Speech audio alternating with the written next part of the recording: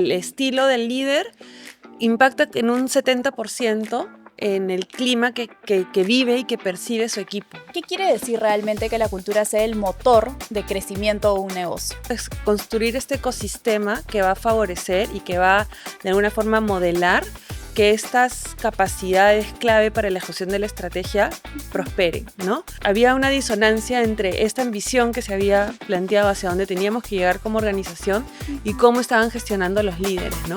Un podcast de Mandú.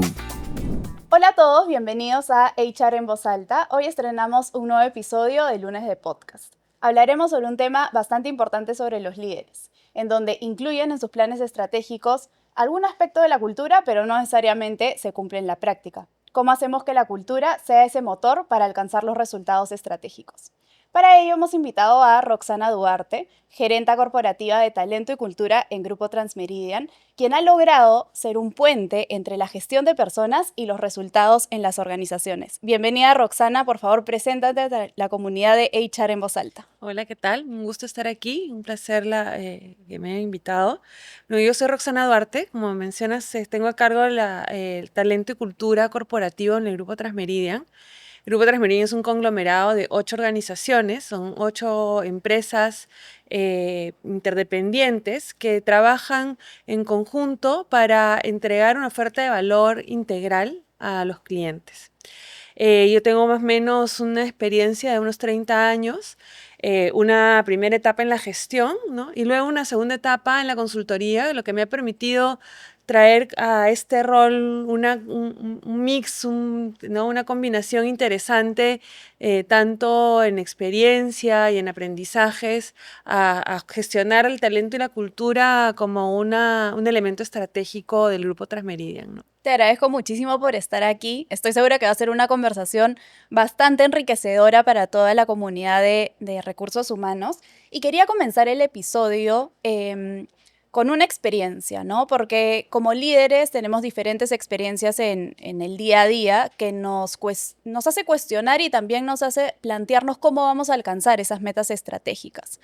¿Hay algún desafío, alguna experiencia que tú recuerdes en tu carrera profesional que te haya revelado que la cultura es realmente el motor para alcanzar estas metas estratégicas o metas claves de la organización? Uh-huh.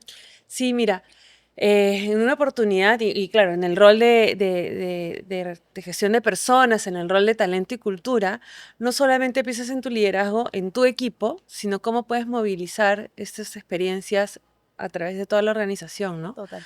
Entonces, en una oportunidad, recuerdo ya hace unos años, en una organización donde se declaraba innovación y crecimiento, ¿no? Como pilares de la estrategia o de la ambición, teníamos una relación que en la cultura, en el día a día, los colaboradores, digamos, si se cometía un error, se pegaba el grito al cielo, si esto tenían incluso posiciones de niveles gerenciales, poca discrecionalidad y poca autonomía para gestionar. Entonces había una disonancia entre esta ambición que se había planteado hacia dónde teníamos que llegar como organización y cómo estaban gestionando los líderes, ¿no? Era una organización que en ese momento no estábamos en la posibilidad de plantearnos el reto de redefinir o de alinear o declarar o de identificar cuál era esa cultura requerida, pero que sí podíamos hacer algunos ajustes a nivel de cómo se estaba trabajando en los equipos con respecto a esta disonancia entre lo que decíamos, ¿no? Y en lo que efectivamente hacíamos, ¿no? Y Roxana, la cultura a veces suena bastante abstracto, ¿no? Incluso para las personas que no están dentro de recursos humanos, se les hace difícil entender. Entonces, ¿qué quiere decir realmente que la cultura sea el motor de crecimiento de un negocio? Uh-huh.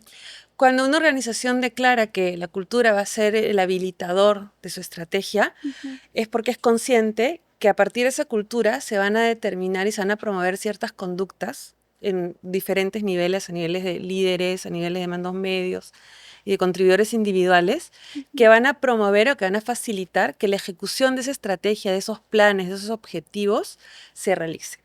Entonces, como para volverlo más concreto, es construir este ecosistema que va a favorecer y que va de alguna forma a modelar que estas capacidades clave para la ejecución de la estrategia prosperen, ¿no? Y por otro lado, también tiene mucho que ver con el rol y la responsabilidad que asumen los líderes, ¿no? Cuando una organización se plantea, aunque sea un concepto abstracto, que la cultura va a ser un habilitador de la estrategia, ahí estás teniendo un compromiso de parte de la alta dirección de que van a, en su hacer, en su quehacer, en sus decisiones, van a ir modelando estas conductas, estas capacidades, estas competencias, que finalmente, bueno, estos valores, estos principios, que finalmente van a facilitar o encauzar a que todos en conjunto en las organizaciones logren estos objetivos estratégicos que por lo general son ambiciosos, ¿no? Son de crecimiento importante, son de dar un salto importante, ¿no? Finalmente, la cultura, tal como lo mencionas, es la estructura, entonces, ¿no? Es lo que enmarca el camino para lograr avanzar todos en la misma línea a ese gran objetivo que planteamos como compañía. Y mencionabas algo súper importante que es los líderes, ¿no? Cómo los líderes realmente se convierten en ese movilizador de la cultura en cada uno de los equipos y lo más importante, en todos los niveles, ¿no? Tenemos que llegar a cada uno de ellos para que realmente todas las personas que viven en esta, digamos, gran empresa, compañía, comunidad, realmente puedan ir acomodando, como tú comentabas, sus conductas, sus competencias, a este camino que vamos planteando como compañía. Entonces, ¿cómo logramos que realmente los líderes puedan adoptar de tal forma la cultura para lograr que lleguen a todos estos niveles de la organización? Mira, esto es súper importante y va desde, yo llamo de rey a paje, ¿no? Un altísimo compromiso de la alta dirección, ¿no? Donde la cultura no es un tema de gestión de personas, no es un tema de talento y cultura, es un tema de negocio, ¿no? Y lo declaran con la misma relevancia y como el camino, el ecosistema, yo le llamo, ¿no? El caldo de cultivo que va a permitir que no solamente las conductas, sino que las intenciones se movilicen hacia los objetivos estratégicos, estas grandes aspiraciones, ¿no? Entonces, eso por un lado desde la alta dirección. Y luego, obviamente, también a través de los mandos medios, que son los que tienen, digamos, un impacto significativo sobre una masa importante de colaboradores y contribuidores individuales, ¿no? Entonces, además que haya coherencia, ¿no? Que haya... para el colaborador no sea disonante entre lo que dice la alta dirección y lo que dice su jefe directo, es clave.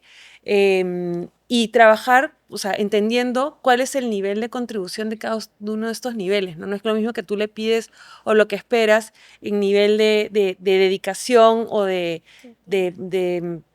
cómo lo muestra, ¿no? Un jefe, un supervisor, ¿no? Que un VP o un gerente de división, un gerente de área o un responsable de un área funcional, ¿no? Entonces, va por ahí un acompañamiento, pero que también se ponga o sea, que no es una iniciativa de gestión de personas, es una iniciativa clave del negocio y que viene desde los niveles más altos de la organización y se personifican en las, o sea, en el CEO y en sus reportes directos, ¿no? Totalmente, y ahí es donde vamos con ese cascadeo, ¿no? Finalmente la cultura se establece, como comentas, tal vez por una decisión general, digamos, de la organización, ok, ¿cuál va a ser ese camino? Pero tenemos que lograr que todos ingresen a ese camino y que si hay desviaciones volvamos a encaminarlos en ese gran objetivo que tenemos y como comentas, tiene que haber coherencia, ¿no? Yo creo que la cultura se empieza a romper cuando empieza esta cadena, digamos, desde más arriba, pero llega un punto en el que no hay coherencia y perdemos también mucha credibilidad. Sí, y hay un punto, ¿ya? Porque, claro, o sea, es como que tenemos cultura, toda organización tiene cultura, ¿no? Sí, tal cual. Y no es ni buena ni mala, ¿no?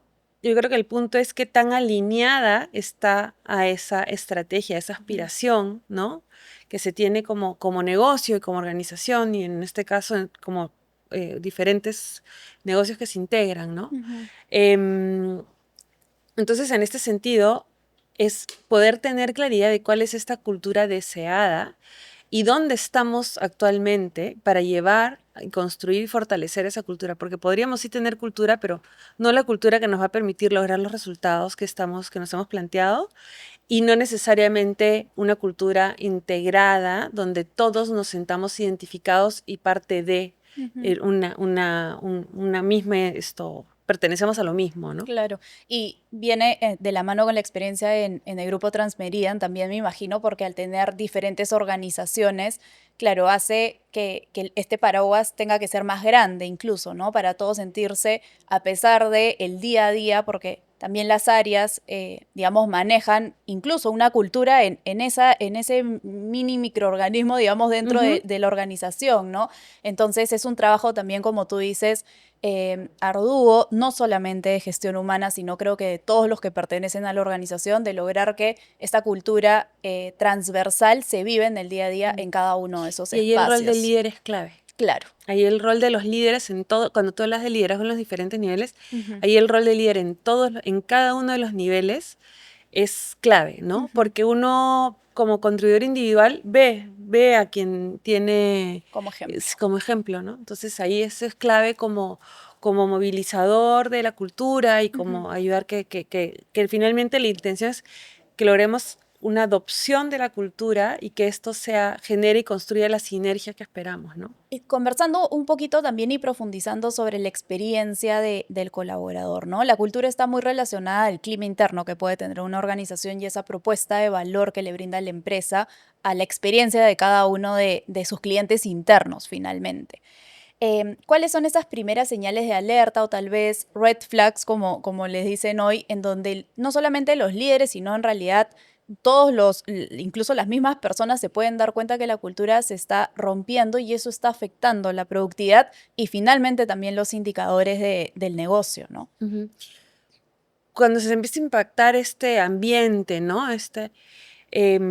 Primero yo lo noto principalmente en los pasillos, ¿no? En el estado de ánimo, en cómo la gente se mueve, ¿no? En el nivel de energía que notas cuando están realizando su trabajo. Por eso digo como que muy a priori. Pero como un indicador empieza a hacerse evidente con los proyectos. Cuando los proyectos empiezan a demorar, cuando los proyectos se empiezan a postergar los hitos, cuando empiezas a ver ruido en los equipos porque los proyectos no avanzan, porque las decisiones no se toman, porque, claro, ser parte de un proyecto requiere un esfuerzo adicional de mi día a día cotidiano, requiere un esfuerzo, el coordinar en sí también interfuncionalmente, también requiere un esfuerzo adicional. Y en este mismo sentido se impacta la colaboración, ¿no? Entonces empiezan a surgir discordancias, empiezan a surgir demoras en las entregas, y eso es como principalmente en una organización donde no necesariamente se va a dar por medio del ausentismo ni la rotación, pero sí se ve este impacto en la productividad y en el compromiso, principalmente muy a corto plazo, antes de poder tomar cualquier, ¿no? hacer alguna herramienta de medición, es cuando empiezas a notar que los proyectos empiezan a demorar. A ¿no? demorar, a paralizar. Y esto va muy relacionado también con el bienestar de los colaboradores, ¿no? Porque creo que los indicios que vas mencionando efectivamente te están dando algunas alertas de que el colaborador tal vez no está logrando avanzar, tal vez como tú dices, no tiene las herramientas, los recursos, la colaboración está interrumpida. Entonces, ¿cómo logramos realmente conectar, ¿no? estas mediciones de bienestar en las organizaciones, los resultados que obtenemos de ellos, con las metas del negocio que parece como algo muy distante, ¿no? Que se hace muy difícil, como mencionaba también con la cultura, tangibilizar, pero creo que tú lo has logrado bastante bien, así no sé si nos puedes contar un poco cómo se unen esos dos indicadores. La cultura va avanzando, yo lo veo por olas, ¿no? Primero sensibilizamos, después socializamos, luego lo vamos incorporando en nuestras prácticas, luego lo metemos incluso en los procesos de negocio. ¿Cuál es esa recomendación, ese plan de acción que tú recomendarías tomar como primera decisión? Ver si la cultura que viven los colaboradores realmente soporta la estrategia, ¿no? Un poco el clima lo que nos da es como que la hoja de ruta o cómo vamos a estar los planes de acción, ¿no? Pero finalmente la toma de temperatura, ¿no? Como digo, la prueba ácido pasa por ser el engagement directamente. No se olviden de seguirnos en todas nuestras redes sociales y nos vemos en un siguiente lunes de podcast. ¡Chao!